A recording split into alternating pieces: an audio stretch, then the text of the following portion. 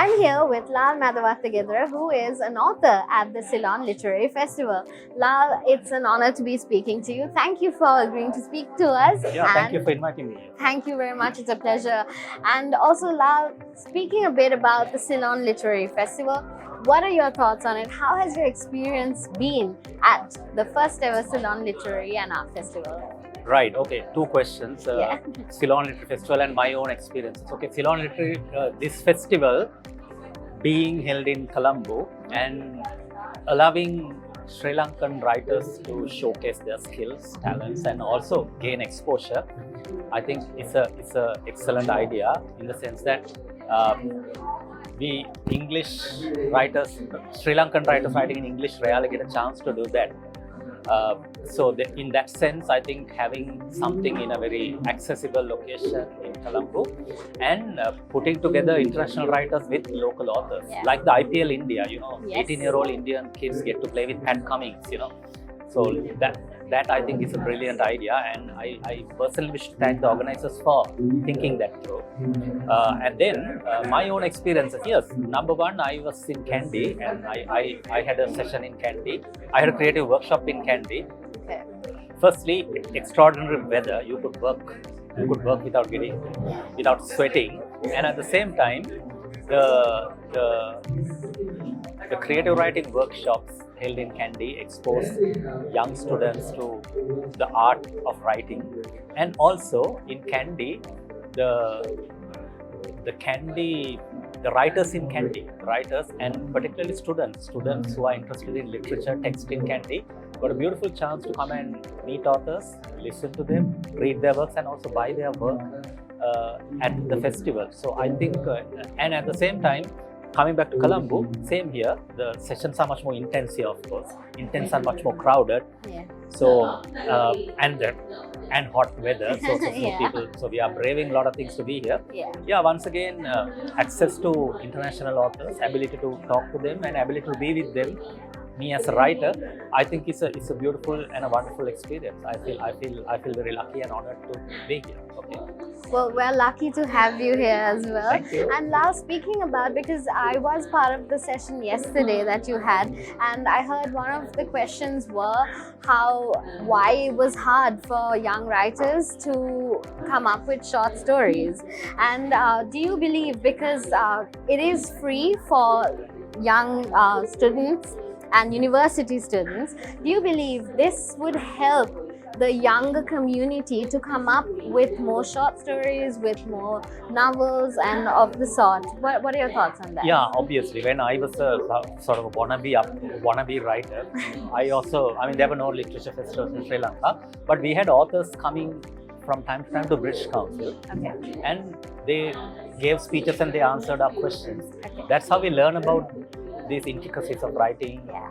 And they would speak about their book. Okay, this incident came from this incident. I had this incident, and that's how it came. So those things are important because the whole process of cause and effect. Okay, this is the event, and this is how the book came. Yeah.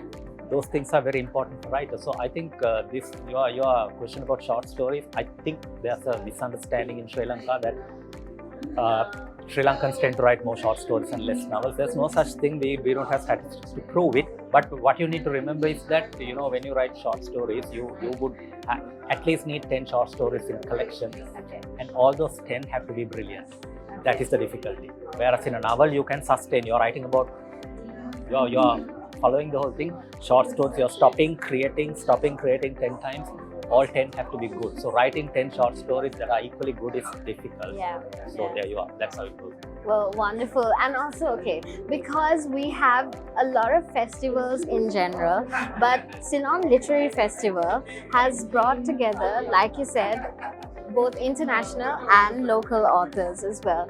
How do you think that how do you think the writing community, the local community is taking it, and what do you think their response is towards such initiatives? Okay, there could be two responses. I think your initial suggestion or rather idea, there are literature festivals for Sinhala writers, lots of them. Sometimes they're held at provincial levels. Yeah.